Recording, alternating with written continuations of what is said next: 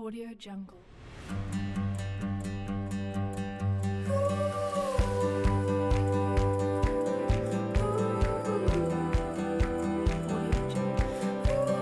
Baiklah, selamat pagi anak-anak. Berjumpa kembali dengan saya, Bapak Martin, yang akan mengajarkan tentang gaya antar molekul pada pagi hari ini. Kemarin kita telah mempelajari tentang ikatan kimia, baik itu adalah ikatan ion, ikatan logam, ikatan kovalen. Itu semuanya disebut sebagai ikatan intermolekul. Jadi istilahnya dalam satu molekul itu ada ikatan yang bekerja di dalamnya. Nah, yang hari ini kita akan bahas tentang istilahnya jika ada dua atau lebih molekul yang terhubung menjadi satu, nah ikatan apa yang terdapat di dalamnya? Nah, seperti itu kurang lebih.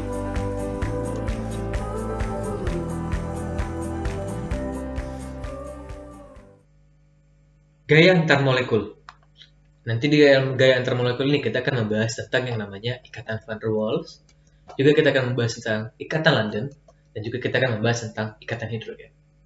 Kita mulai satu persatu.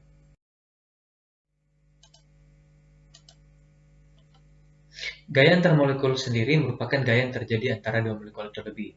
Misalkan di sini ada saya gambarkan lah, misalkan ada molekul HF, ya kan? Baru ada molekul HF lagi, dan ada molekul HF lagi, gitu dia misalkan ya. Nah, jadi istilahnya yang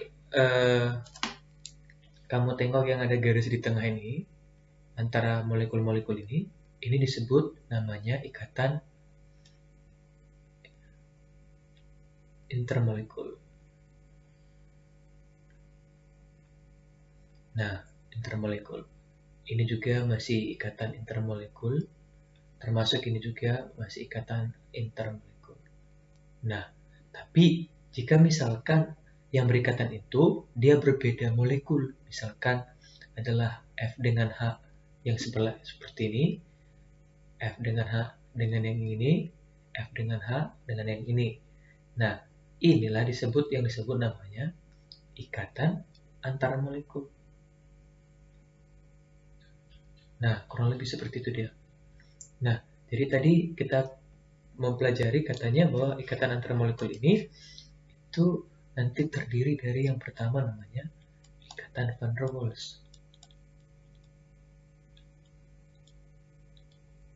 Nah, bagaimana nanti masing-masing kita akan bahas ya. Yang kedua disebut namanya ikatan London. Nanti ini berpengaruh tentang sifat fisiknya juga. Dan yang terakhir nanti adalah ikatan hidrogen. Nah, bagaimana ketiganya? Mari kita bahas satu persatu.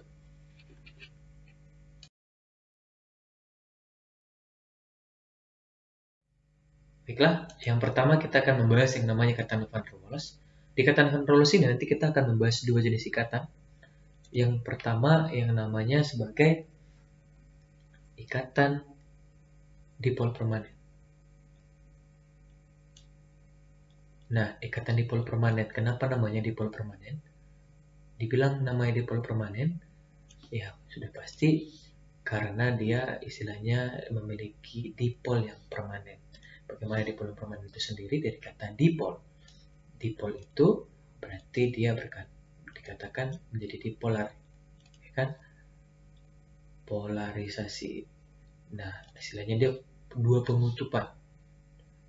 Pengutupan seperti apa? Kalau istilahnya dipolar itu berarti dia ada yang menghasilkan yang namanya kutub positif atau parsial positif, dan juga kutub negatif yang disebut sebagai parsial negatif. Nah, jika misalkan saya buat contoh di sini adalah molekul HF ya. Molekul HF sendiri itu kalau kita ketahui bahwa si H dengan si F itu sendiri, F memiliki elektronegatifan yang sangat besar dibandingkan si H. Sehingga si H itu merupakan kutub positif atau disebut sebagai parsial positif, sedangkan si F sendiri disebut sebagai kutub negatif atau disebut sebagai parsial negatif. Jika misalkan kita sandingkan dengan kawannya, ya kan, misalkan kita bola kawannya si HI misalkan ya,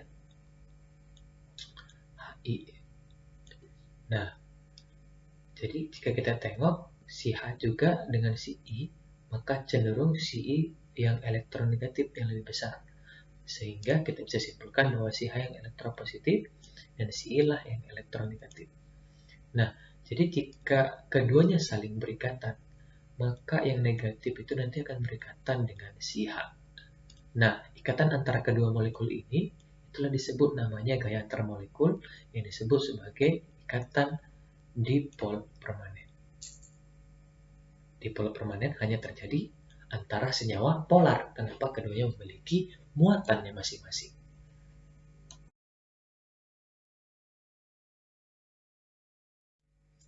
Baiklah, kita akan membahas tentang namanya dipol induksi. Kenapa dibilang induksi dipolnya? Karena ada suatu molekul yang tadi kemungkinan tidak memiliki momen dipol, mendapatkan momen dipolnya atau dia terinduksi kepolarannya oleh senyawa yang lain.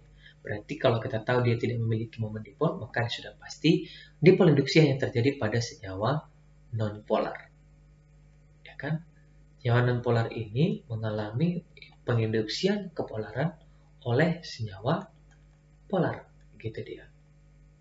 Nah, senyawa polar menginduksikan kepolarannya kepada senyawa nonpolar, sehingga senyawa nonpolar menjadi polar untuk sesaat. Namun jika si polarnya sudah habis, maka si nonpolar akan kembali menjadi nonpolar kembali seperti mulanya. Kita misalkan contohnya si Cl ya. Si Cl2 gas klorin itu tidak memiliki momen dipol, istilahnya kurang lebih bisa disebut sebagai senyawa nonpolar. Nah, Bapak tidak ada buat di sini parsial positif negatif ya. Sedangkan kita datanglah senyawa polar, ya kan, misalkan adalah senyawa HCl mendekat kepada si senyawa Cl tadi, di mana HCl ini sendiri H itu cenderung elektropositif, sedangkan si Cl cenderung elektronegatif. Nah, berarti dia akan membentuk yang namanya kutub parsial positif dan kutub parsial negatif. Nah, ketika si HCl mendekat kepada si Cl2 tadi, nah, maka si HCl akan menginduksikan kepolarannya kepada HCl. Sehingga mereka akan menjadi saling berikatan, ya kan? Dan si Cl sendiri akan membentuk kepolarannya sendiri, gitu. Nah, Cl akan membentuk polaran sendiri, membentuk yang namanya parsial positif dan kutub parsial negatif. Dan ada Cl tadi dengan parsialnya masing-masing. Nah,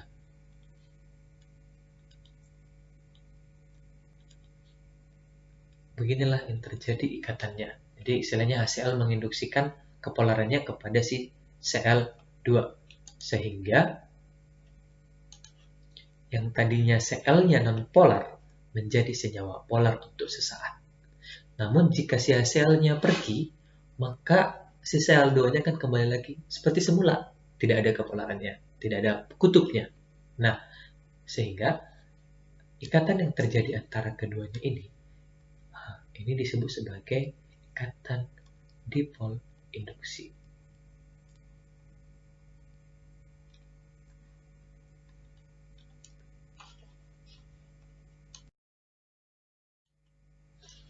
Lanjut, kita akan bahas tentang ikatan London. Tadi udah bahas tentang ikatan van der Waals, sekarang kita bahas tentang ikatan London. Ikatan London sendiri itu merupakan disebut sebagai ikatan dipol sesaat. Nah, dipol sesaat ini sudah pasti adalah senyawa nonpolar lagi. Tapi dia tidak diinduksi kepolarannya ya. Senyawa nonpolar yang tidak memiliki yang namanya kutub, namun karena elektron itu bergerak-gerak, selalu bergerak. Nah, senyawa nonpolar ini pasti kan memiliki elektron ya. Elektron itu selalu bergerak. Nah, elektron yang bergerak ini itu mengakibatkan elektrostatis pada senyawa nonpolar sendiri. Jadi dia memiliki yang namanya kutub. Pada waktu tertentu, hanya sebentar ya.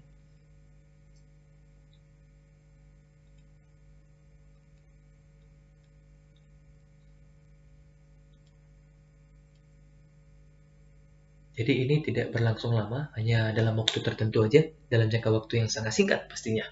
Nah, jadi misalkan saya bilang di sini adalah senyawa Cl dengan senyawa Cl. Gas klorin ya. Jadi gas klorin ini pada mulanya dia tidak memiliki yang namanya kepolaran, masih sama-sama nonpolar. Kita buat dengan Cl yang kedua misalkan. Masih sama-sama nonpolar. Namun pada satu titik tertentu karena pergerakan elektron, tabrakan elektron dengan elektron lainnya, ketika berdekatan antara dua molekul, maka pada suatu titik tertentu senyawa nonpolar akan mampu bisa berubah menjadi senyawa polar dalam waktu yang sangat singkat. Nah, ketika dia membentuk senyawa polar, maka dia akan menginduksikan kepolarannya kepada kawannya. Nah, itu dia. Kita anggap di sini dia juga selnya belum ya. Ini belum terbentuk, tapi dia sudah mendekat. Nah, terjadi dipoliduksi kembali. Nah, kemudian keduanya memiliki kepolaran bersama.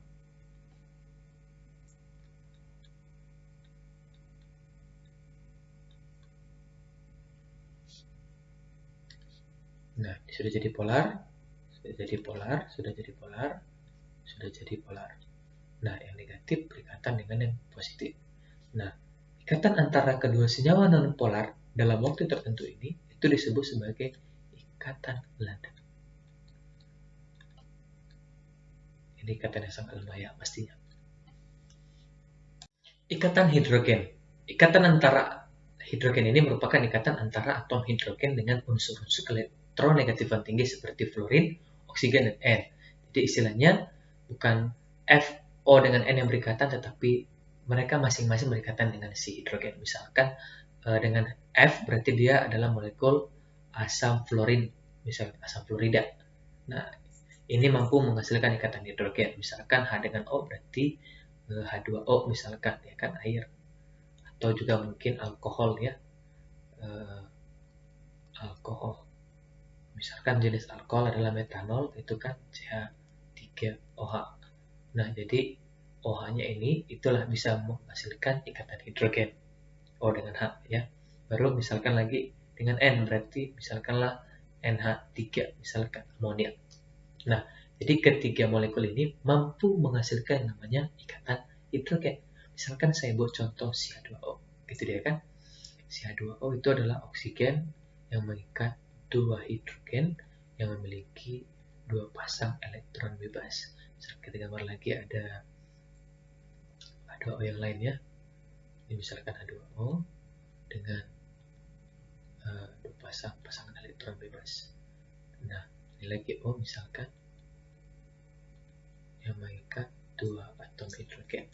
Nah, jadi yang namanya ikatan hidrogen itu jika atom oksigen dari satu molekul berikatan dengan atom hidrogen dari molekul yang lainnya. Nah, kurang lebih seperti ini. Ini juga misalkan ya. Nah, ikatan inilah yang disebut sebagai ikatan hidrogen. Nah, ikatan hidrogen ini itu sungguh lumayan sangat kuat ikatannya sehingga menyebabkan titik didihnya sangat tinggi. Jadi misalkanlah adalah misalkan H2O dan H2S. Kan H2O itu MR-nya kurang lebih itu adalah massa atom relatifnya ya. Beratnya itu adalah 18. Ya kan? Kenapa bisa 18? Karena hidrogen itu massa atom relatifnya adalah 1. 2 kali 1, sedangkan oksigen adalah 16. Jadi 2 kali 1 tambah 16 sudah pasti sama dengan 18. Kan? Sedangkan untuk H2S sendiri itu adalah MR-nya itu adalah 2 kali 1 ditambah S itu 32. Berarti itu sebanyak 34 MR-nya. Kan? Dari masanya, dari beratnya sudah pasti kita ketahui bahwa si H2O itu memiliki massa yang lebih ringan daripada si H2S, lebih berat. Namun titik didihnya, untuk titik didihnya sendiri itu titik didih H2O itu cenderung lebih besar daripada titik didih si H2S. Jika kita bayangkan H2O pada 25 derajat Celcius itu berwujud cair, sedangkan H2S itu sudah berbentuk gas. Nah, kenapa bisa seperti itu? Karena di dalam H2O itu memiliki yang namanya ikatan hidrogen. Nah, jadi ikatan hidrogen ini menyebabkan titik didihnya yang lumayan tinggi, gitu dia. Bisa mengerti ya? Ikatan hidrogen bisa menyebabkan titik didih yang tinggi. Contoh misalkan adalah misalkan kita urutkan HF, ya kan? HCl, HBr, HI. Dari keempat senyawa ini, berdasarkan MR-nya sudah pasti si HI lah yang paling besar, paling berat gitu dia. Berarti kemungkinan si HI itu memiliki titik didih yang lebih tinggi daripada semuanya.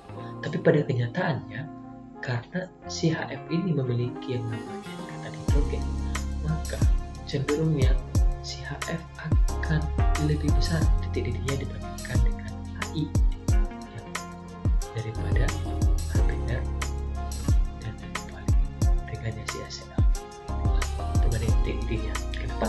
Karena ikatan hidrogen bisa menyebabkan titik didihnya meningkat.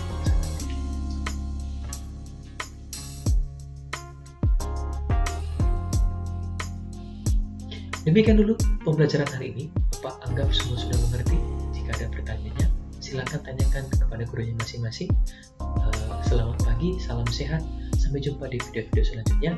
Jangan lupa like, subscribe, dan share video ini supaya bisa membantu teman-teman yang lainnya untuk mengerti bagaimana gunanya GPN.